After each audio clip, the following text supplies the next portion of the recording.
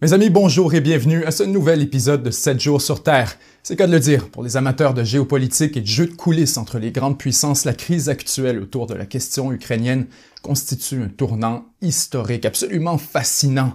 Dans nos deux vidéos précédentes sur le sujet, nous avons exposé les raisons du conflit ainsi que les options qui se présentent à Vladimir Poutine au niveau tactique et stratégique, alors que la Russie demande la fin de l'expansion de l'OTAN, l'alliance militaire entre les États-Unis, le Canada et plusieurs pays européens. Ces derniers refusent et affirment plutôt que cette expansion est nécessaire face à l'attitude de la Russie. Aujourd'hui, on va exposer une dimension nouvelle du conflit qui prend une importance majeure et qui a le potentiel de transformer l'ordre mondial tel qu'on le connaît. Au cours des dernières semaines, c'est nul autre que la Chine qui a décidé de rejoindre la partie. D'abord, la Chine a offert son appui sans équivoque aux revendications de la Russie face à l'OTAN. Ensuite, elle a offert au Kremlin toute une panoplie d'ententes commerciales à très long terme, de nouveaux débouchés pour le gaz naturel et surtout de collaboration sur les plans stratégiques et militaires. Pour certains, c'est le début d'une nouvelle alliance redoutable entre deux grandes puissances opposées à l'hégémonie américaine, un réalignement historique qui changera la trajectoire du monde et qui pourrait consolider la montée en puissance de la Chine. Pour d'autres, on assiste plutôt à un bluff, à une pièce de théâtre orchestrée par Poutine et Xi Jinping afin de projeter une image de solidarité face à l'Occident. Donc qu'est-ce qui se passe exactement? Est-ce qu'il y a vraiment une alliance entre la Russie et la Chine? Et si c'est le cas, qu'est-ce que ça change dans l'équilibre de la force? Ce sont les questions auxquelles on répond aujourd'hui et comme d'habitude, croyez-moi, rien n'est tout noir ou tout blanc. Donc allons-y. D'abord, ce qu'il faut savoir, c'est que la Russie et la Chine entretiennent depuis des décennies une relation ambiguë, souvent marquée par la prudence et la suspicion. Après l'effondrement de l'URSS au début des années 90, la Russie a réellement et sincèrement tenté de s'intégrer à l'Occident. À son arrivée au pouvoir, Poutine a même suggéré que la Russie serait prête à collaborer ou carrément se joindre à l'alliance de l'OTAN. Quelques minutes après les attaques du 11 septembre, Poutine a été le premier chef d'État à téléphoner à la Maison-Blanche afin d'offrir son appui au président Bush. À cette époque, Poutine trouvait impensable que la Russie soit laissée à elle-même. Lors d'une entrevue avec le journaliste David Frost, il ne laisse aucun doute sur ses intentions. « La Russie fait partie de la culture européenne, dit-il. Et je ne peux pas imaginer mon propre pays en isolation face à l'Europe et ce qu'on appelle souvent le monde civilisé. » Poutine est alors très clair, le destin de la Russie est de s'aligner avec l'Occident. Or, dans les années qui suivent, disons que les choses se compliquent en Europe. D'abord, l'OTAN continue son expansion vers l'Est et intègre au sein de l'Alliance des pays aux frontières de la Russie, tels que la Lettonie, la Lituanie et l'Estonie.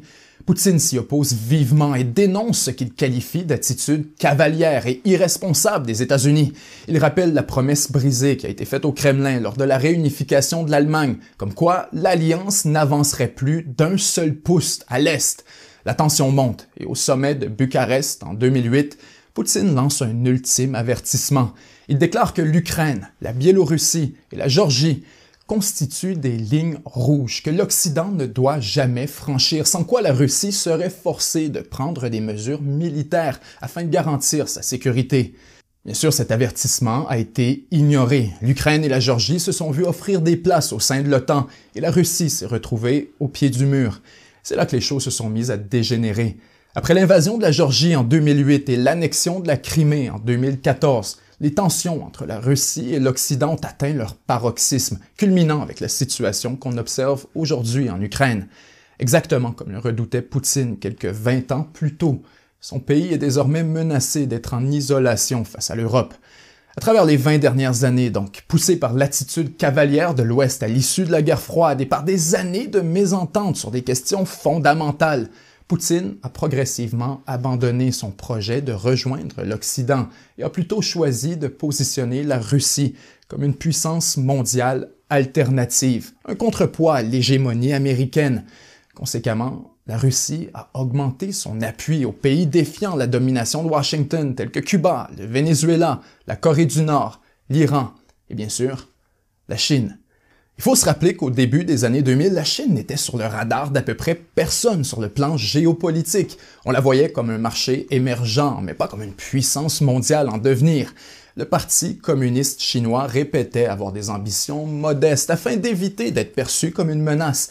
Les échanges et la collaboration avec la Russie étaient relativement limités, puisque la Chine était suspicieuse et qu'elle voulait protéger son image positive auprès de l'Occident. La doctrine chinoise était la même depuis l'ère de Deng Xiaoping et inspirée des enseignements de l'art de la guerre de Sun Tzu. Cachez votre force, attendez votre heure. En 2013, à plusieurs égards, l'heure de la Chine est arrivée lorsque le président Xi Jinping a été porté au pouvoir.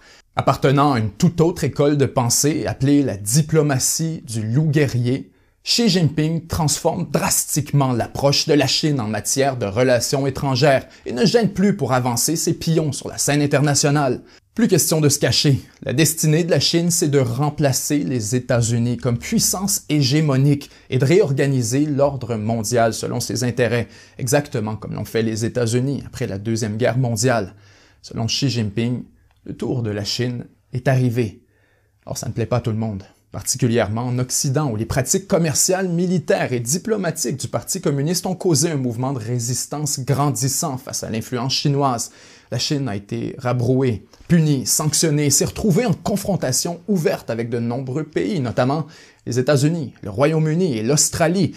Pour la Chine, autant que pour la Russie, il est de plus en plus difficile de fonctionner dans un système dominé par un adversaire. Et c'est un peu à travers tout ça que la relation entre Beijing et Moscou s'est mise à progresser, lorsque les deux ont réalisé qu'ils avaient un intérêt commun à briser la mainmise américaine sur le système international.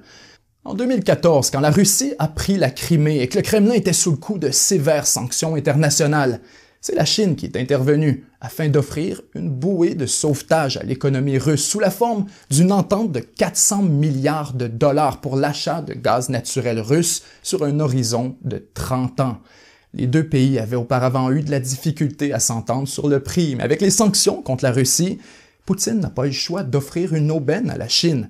En échange d'un meilleur prix, Beijing a fourni un prêt de 50 milliards et un investissement additionnel de 25 milliards pour réaliser le projet.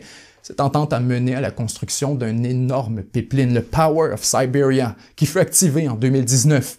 Quand on ajoute à ça le prépaiement par la Chine de quelques 60 milliards de dollars, on comprend à quel point cette entente a été vitale afin de remplir en urgence les coffres du Kremlin, exactement au moment où l'économie russe en avait le plus besoin. Et cette fameuse bouée de sauvetage, Poutine ne l'a jamais oubliée. Dans les années qui ont suivi, on assistait à une coopération grandissante entre les deux pays, autant au niveau commercial, diplomatique que militaire. Les deux se sont mis à voter presque systématiquement ensemble au Conseil de sécurité de l'ONU. Les ventes d'armes et les transferts de technologies se sont multipliés. Même chose pour les ententes commerciales et les entraînements militaires.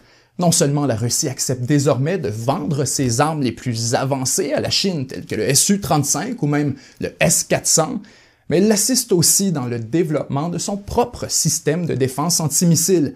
Le réalignement de la Russie est immanquable. En 2013, la Chine représentait environ 10,5% du commerce extérieur de la Russie. En 2021, ce nombre friserait les 20%, soit pratiquement le double en moins de 10 ans. Pour tenir tête à l'Occident, la Russie a besoin de la Chine, de son influence et de son énorme pouvoir d'achat.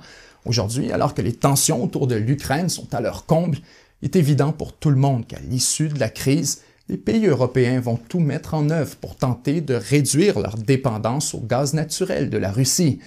Et ça, c'est un énorme problème, puisque la Russie est lourdement dépendante de ses revenus d'énergie. Si l'Europe ne veut plus acheter son gaz naturel, la Russie n'a pas le choix. Elle doit trouver de nouveaux clients pour acheter ses énormes réserves. L'inconvénient, c'est que plusieurs pays sont maintenant suspicieux de l'influence du Kremlin, donc les débouchés sont assez limités, du moins à court et à moyen terme. La Russie a besoin d'une solution. Et encore une fois, il y a quelques jours, c'est la Chine qui lui a tendu la main. Le 4 février dernier, au beau milieu des tensions avec l'Occident, Vladimir Poutine s'est rendu à Beijing pour rencontrer personnellement le président Xi Jinping qui l'attendait avec un cadeau très spécial, une nouvelle entente de 30 ans pour l'approvisionnement de la Chine avec du gaz naturel de la Russie. Alors que la Russie exporte actuellement 16,5 milliards de mètres cubes de gaz vers la Chine, l'entente prévoit une augmentation de 10 milliards de mètres cubes pour finalement atteindre plus de 48 milliards de mètres cubes en 2025. C'est énorme. Pas assez pour remplacer entièrement les achats de l'Europe, mais assez pour protéger une partie des revenus du Kremlin. Le gaz sera acheminé à partir de l'île Sakhaline sur la côte pacifique de la Russie, directement vers la Chine à travers les réseaux de gazoducs existants. Le problème, c'est que la Russie ne pourra pas simplement rediriger le gaz naturel actuellement destiné à l'Europe, puisque le réseau de l'Est, celui qui fournit la Chine, n'est pas connecté avec celui de l'Ouest, qui fournit l'Europe. Pour régler ce problème, la Russie promet un investissement titanesque de 55 milliards de dollars afin de construire un tout nouveau gazoduc, le gigantesque Power of Siberia 2, avec une capacité annuelle de 50 milliards de mètres cubes. Le gazoduc franchit la Mongolie pour connecter avec la Chine et plusieurs pays asiatiques. C'est un développement majeur puisque ça signifie que la Chine et l'Europe seront bientôt en compétition pour les mêmes réserves de gaz naturel dans la région de Yamal, au nord de la Russie.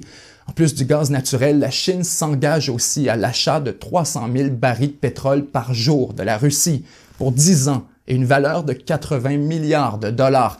C'est une entente multidimensionnelle avec des provisions pour l'agriculture, le commerce, les échanges militaires et diplomatiques, ainsi que la collaboration dans l'espace et l'Arctique.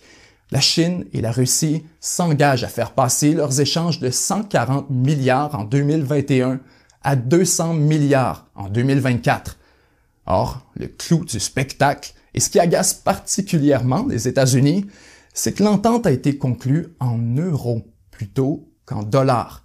Une attaque directe et frontale contre le système américain de pétrodollars. Depuis 2019, la Chine et la Russie tentent ouvertement de renverser la domination du dollar américain dans les échanges internationaux et ont signé à cet effet un accord de dédollarisation de leurs échanges.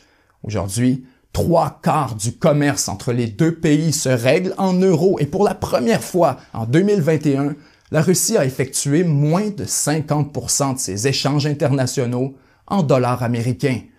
Dans la foulée de l'entente, la Chine va encore plus loin et appuie la Russie dans ses revendications face à l'OTAN. En échange, la Russie fait pareil et prend position contre l'indépendance de Taïwan et contre l'alliance de l'AUKUS. Pour plusieurs, c'est le début d'une nouvelle ère, possiblement même le début d'une alliance formelle que les puissances occidentales ont toujours redoutée. Récemment questionné à ce propos, Poutine ne s'en cache plus. Après des années d'hésitation réciproque, une alliance militaire avec la Chine est désormais sur la table. Il est possible de tout imaginer, dit Poutine. Nous avons toujours cru que nos relations avaient atteint un tel niveau de coopération et de confiance que ce n'était pas nécessaire. Poutine ajoute, il y a aussi des enjeux très sensibles. Je n'en parlerai pas publiquement maintenant, mais nos amis chinois en sont au courant. Sans doute la coopération entre la Russie et la Chine améliore le potentiel de défense de l'armée chinoise, ce qui est dans les intérêts de la Russie autant que de la Chine. Le temps nous dira comment ça progresse à partir d'ici. Pour le moment, nous n'avons pas cet objectif, mais nous ne l'exclurons pas non plus. On verra. La deuxième partie de la déclaration en dit très long. Selon Poutine, la Russie pourrait absolument un jour être alliée avec la Chine, mais c'est loin d'être aussi simple que ça en a l'air.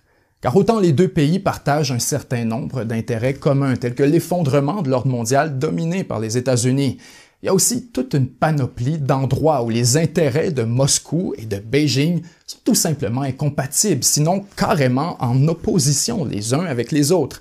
D'abord, soyons clairs, la Chine veut à tout prix éviter une dépendance énergétique face à la Russie et malgré les plans d'approvisionnement signés récemment, l'objectif à long terme du Parti communiste demeure d'augmenter sa propre production et de réduire au minimum les importations d'énergie. C'est loin d'être une bonne nouvelle pour la Russie. Ensuite, la Chine et la Russie sont tous les deux très présents en Afrique pour des raisons différentes et parfois difficiles à réconcilier. À mesure que la Chine étend son influence sur l'Afrique, ça risque de poser des problèmes pour Beijing. En fait, la Russie vend des armes un peu partout dans le monde, y compris à des ennemis potentiels de la Chine, tels que l'Inde ou le Vietnam. Et disons que c'est très loin de plaire à la Chine. La La Chine, de son côté, prend de plus en plus de place en Asie centrale, au Turkménistan, Ouzbékistan, Tadjikistan et Kirghizistan. Puisque ces pays font historiquement partie de la sphère d'influence de la Russie, le Kremlin est très prudent face à l'avancée de la Chine dans la région. Quand on ajoute à ça les accusations russes de vol de technologies industrielles et militaires menant jusqu'à un refus de Moscou de vendre sa technologie nucléaire à la Chine, ou encore les nombreuses cyberattaques dénoncées de chaque côté, disons qu'on réalise que la relation est loin d'être parfaite. Dans les médias russes et au sein de la société civile, il existe une crainte bien réelle de voir les vastes étendues sous-peuplées de l'Est du pays être colonisées par la Chine, autant au niveau économique que démographique. Disons que c'est compréhensible, puisque la Chine n'a pas vraiment besoin de la Russie. Il est très clair pour tout le monde, des deux côtés, que c'est la Russie le partenaire junior dans cette entente. Le PIB de la Russie est inférieur à celui du Canada, malgré une population presque 4 fois plus nombreuse. Face à la Chine, le ratio de population est de 10 pour 1. Et c'est la même chose au niveau du PIB. La Chine sort gagnante de cette nouvelle entente bien plus que la Russie. Ça peut sembler froid, mais c'est seulement la réalité. Bien sûr, Moscou obtient un appui diplomatique et symbolique important et gagne un nouveau débouché pour son gaz naturel, lui permettant de réduire sa vulnérabilité face à l'Europe. Ça, c'est très bien. Or, ça ne se fera pas sans risque ou conséquences pour la Russie. Il faut comprendre que la population russe est largement concentrée à l'ouest et conséquemment, les infrastructures y sont beaucoup plus développées. La Russie ne peut pas simplement claquer des doigts et pivoter le plus gros de son économie vers la Chine. Il faudra des années, des investissements énormes, des nouvelles routes, des chemins de fer, des distances additionnelles et tout ça risque d'introduire énormément de friction dans l'économie russe. La Chine, de son côté, est morte de rire face à la situation. D'abord, elle obtient du gaz naturel à rabais pour les 30 prochaines années, ce qui lui permet non seulement d'éliminer les importations de gaz naturel liquéfié en provenance des États-Unis, mais aussi le charbon en provenance de l'Australie, deux pays avec qui la Chine est en dispute commerciale. En appuyant la Russie, la Chine divise l'OTAN, réduit la portée et la crédibilité des sanctions internationales. Elle permet au Kremlin de tenir tête à l'Occident et de dévier l'attention des actions de la Chine. Beijing obtient un appui de taille sur la question de Taïwan tout en solidifiant son influence sur la Russie à travers la relation commerciale et stratégique grandissante. Mais encore mieux, les tensions en Europe menacent de retarder ou de compromettre le pivot des États-Unis vers le Pacifique, ce qui serait un véritable cadeau pour les intérêts chinois. Décidément, la Chine gagne beaucoup. Or, elle court aussi un risque considérable, puisque l'Europe représente pour la Chine un marché commercial absolument essentiel, beaucoup plus que la Russie. En fait, les échanges commerciaux avec le Royaume-Uni et l'Union européenne, combinés ensemble, sont 10 fois plus importants que ceux avec la Russie. Avec les nuages qui s'amoncellent sur l'économie chinoise depuis 2 ans et le ralentissement drastique de la croissance due à la crise dans le secteur immobilier, la Chine ne peut tout simplement pas se permettre de nuire à sa relation avec l'Europe simplement pour aider la Russie. Et ça, c'est essentiel de comprendre, puisque c'est là que réside la limite ultime de l'appui de la Chine à la Russie. S'il fallait que les compagnies chinoises soient visées par des sanctions ou que la Chine soit identifiée comme une menace à la sécurité européenne en raison d'un appui trop flagrant à la Russie, alors Beijing n'aurait pas le choix de reculer. Tout est un jeu d'équilibre. Pour que la Chine avance ses intérêts, il faut que la Russie soit économiquement faible et vulnérable, donc idéalement hostile à l'Ouest pour être poussée dans les bras de la Chine. Toutefois, elle ne doit pas non plus aller trop loin, puisqu'une Russie forte et confiante serait une menace à ses intérêts ainsi qu'à ses ambitions mondiales. Un conflit en Europe risquerait de nuire à ses intérêts commerciaux et de déclencher une escalade dans les prix d'énergie, à un moment où Xi Jinping tente de se faire nommer un 3e mandat présidentiel en Chine. Aucun doute que c'est un scénario qu'il tient à éviter à tout prix. Pour résumer, la Chine et la Russie ont effectivement quelques intérêts convergents, mais aussi plusieurs intérêts divergents. La Russie cherche à protéger ses revenus de gaz naturel et à sécuriser une alternative face aux sanctions occidentales. La Chine, elle, est opportuniste et ne refuse jamais une occasion de nuire à l'Ouest pour avancer ses propres intérêts. Cela étant dit, il ne faut pas s'attendre à ce que la situation actuelle dure pour toujours, puisque les intérêts fondamentaux de la Russie sont tout simplement incompatibles avec la vision du monde que défend la Chine. Alors que la Russie souhaite un retour à un monde multipolaire où les grandes puissances se divisent le monde selon des sphères d'influence, la Chine, elle, veut rien de moins que prendre la place des États-Unis comme puissance mondiale hégémonique. Dans un tel scénario, il n'y a de la place au sommet que pour un seul patron, la Chine. Ça, Poutine le sait très bien. Les États n'ont pas d'amis, ils n'ont que des intérêts, et un jour, les intérêts de Moscou et de Beijing seront en contradiction. D'ici là, on observe une tendance indiscutable. L'ordre mondial tel qu'établi après la Deuxième Guerre mondiale s'effondre à toute vitesse. Il faut dire que le rapprochement entre la Chine et la Russie envoie un signal puissant à travers le monde, comme quoi il existe désormais une voie alternative à celle de l'Occident. Il ne faut pas négliger la portée de ce signal, particulièrement pour les pays d'Afrique et d'Amérique latine qui cherchent toujours à s'affranchir de l'influence occidentale. Pour le moment, c'est impossible de dire si on se dirige vers un monde multipolaire ou vers une nouvelle puissance hégémonique. Mais déjà une chose semble certaine, et c'est que l'époque de la domination américaine sans équivoque est maintenant terminée. Si vous pensez que ce qu'on fait est important et que vous avez appris quelque chose ou que vous souhaitez appuyer notre émission, vous pouvez le faire à partir de seulement 1 $ par mois directement sur YouTube ou encore au 7jourssurterre.com/abonnement. À chaque semaine, nos membres exclusifs ont accès à une revue de presse vidéo de plus d'1 heure où on décortique ensemble les grands dossiers de l'actualité. Pour une petite équipe indépendante comme la nôtre, croyez-moi, chaque contribution fait la différence. C'était Benjamin Tremblay et 7 jours sur Terre. À très bientôt.